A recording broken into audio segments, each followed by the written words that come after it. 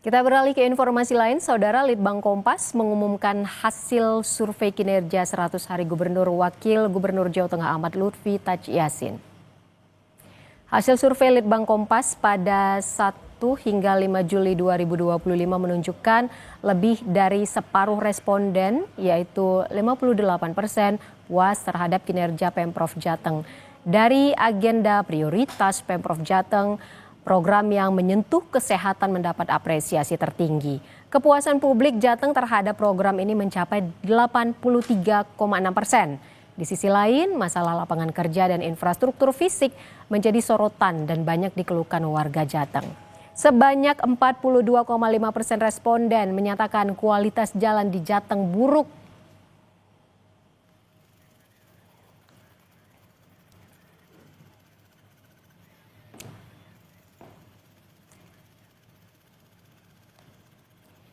Kita akan bahas lebih jauh terkait survei teropong Jawa Tengah bersama peneliti Litbang Kompas, Agustina Purwanti. Mbak Tina, silakan. Apa kabar Mbak? Baik, halo Mbak Ivon. Halo juga Mbak Tina, ini kan 58% ya responden mengaku puas terhadap kinerja Gubernur Wakil Gubernur Jawa Tengah Ahmad Lutfi Taj Yassin. Mbak Tina, bagaimana sebenarnya temuan teman-teman peneliti Litbang Kompas di lapangan?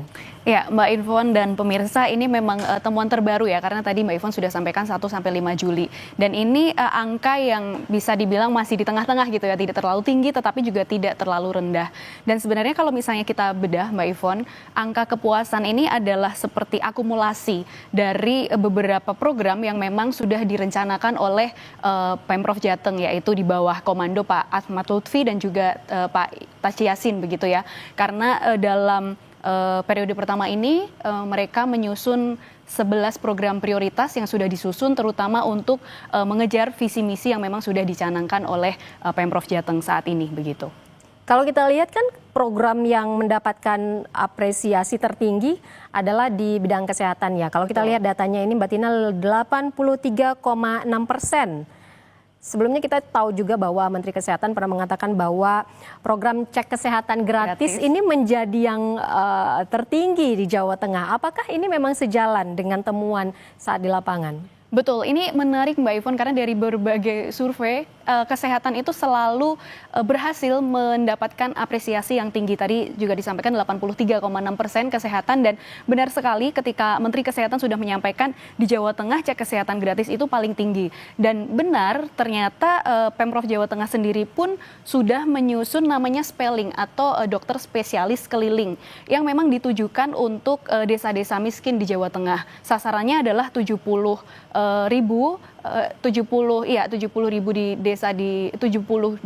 desa di Jawa Tengah begitu, dan sudah menyasar sampai saat ini sekitar 6 juta penduduk miskin di Jawa Tengah yang tersebar di 35 kabupaten kota Mbak Ivon. Dan ini melebar, artinya meluas sasarannya, tidak lagi hanya kepada masyarakat di desa miskin, tetapi 15.000 mahasiswa di Undip kemarin ketika 15 Agustus saat perayaan HUT Jawa Tengah begitu, ada juga pengecekan kesehatan gratis untuk mahasiswa baru di Undip saat itu, sehingga kesehatan ini memang sangat diapresiasi oleh publik karena wujudnya nyata begitu.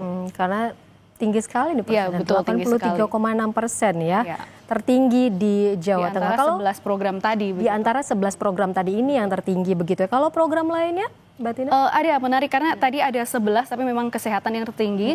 Kemudian yang berikutnya itu berkaitan dengan pengadaan rumah layak huni. Itu juga menjadi salah satu prioritas oleh Pemprov Jawa Tengah saat ini, karena memang soal hunian ini masih menjadi problem ya di semua daerah termasuk di Jawa Tengah. Dan pemerintah Jawa Tengah itu sudah mencanangkan program rehabilitasi atau renovasi rumah tidak layak huni. Sudah ada banyak sekitar 17.000 yang menjadi sasaran akan direnovasi rumah di Jawa Tengah begitu, dan ada tersebar di beberapa daerah.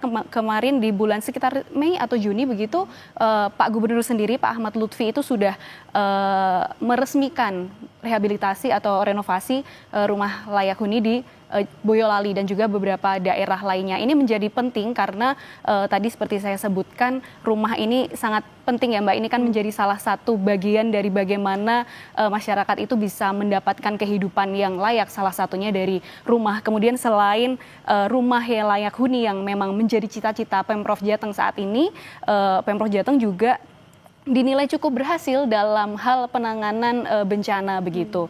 Karena memang kalau misalnya berbicara bencana di Jawa Tengah pasti tidak jauh-jauh dari Semarang. Banjir yang beberapa waktu lalu itu sangat mengganggu masyarakat begitu ya di Demak dan kawasannya. Tapi ketika hal itu terjadi, Pak Gubernur dan juga Wakil itu langsung datang ke Demak, waktu itu juga ke Semarang dan menawarkan berbagai program atau bantuan-bantuan untuk menanggulangi bencana itu sehingga cukup diapresiasi oleh masyarakat Jawa Tengah. Berarti yang tertinggi tadi kesehatan, lalu tingkat hunian dan juga soal penanganan bencana. Ini yang direspon positif oleh warga Jawa Tengah begitu ya. Mbak Tina, kalau yang menjadi tantangan, kalau tadi ada yang diapresiasi, ini katanya soal lapangan kerja dan juga infrastruktur. Seperti apa sebenarnya keluhan warga Jateng terhadap ini? Soalnya kalau menurut survei Litbang Kompas ini relatif tinggi ya, Mbak Tina? Betul, memang ada banyak hal-hal yang diapresiasi oleh masyarakat, tetapi rasanya publik masih belum puas, terutama tadi soal hal-hal yang berkaitan dengan keseharian masyarakat, terutama untuk memenuhi kebutuhan masyarakat begitu. Dalam hal ini lapangan pekerjaan. Memang sebenarnya Mbak Ivon, kalau kita melihat angka pengangguran yang dirilis oleh BPS di Jawa Tengah itu angkanya turun pada Februari 2025 lalu. Tetapi kita tidak bisa menegasikan bahwa sepanjang perjalanan terutama sampai Agustus ini banyak kejadian-kejadian PHK massal di Jawa Tengah, terutama kita tentu belum lupa dengan kasus Sritex yang waktu itu sangat menggemparkan Indonesia bahkan mungkin dunia begitu, ketika 10.000 lebih tenaga kerja di Sritex itu di PHK begitu ya. Dan dari akumulasi data Kementerian Ketenagakerjaan sepanjang Januari sampai Juni itu ada sekitar 45.000 tenaga kerja yang di PHK dan itu sekitar 25%, sekitar 11.000 itu ada di Jawa Tengah, sehingga ya pergolakan untuk mencari pekerjaan ini rupanya memang menjadi tantangan di Jawa Tengah. Itu untuk lapangan kerja ya Mbak Tina. Kalau infrastruktur?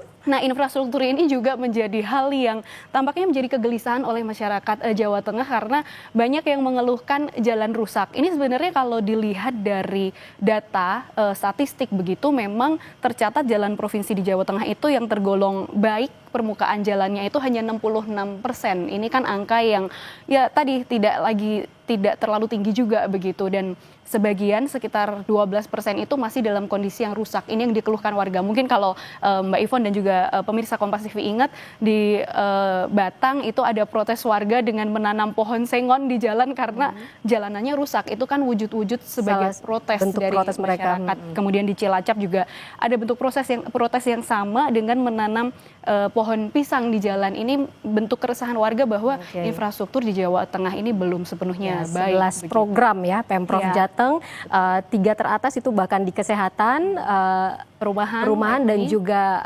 penanganan bencana begitu. Namun ada juga yang menjadi keluhan warga. Salah satunya lapangan kerja dan infrastruktur. Mbak Tina, terima kasih banyak sudah bergabung bersama kami, peneliti Litbang Kompas Agustina Purwanti. Sekali lagi terima kasih banyak Mbak Tina.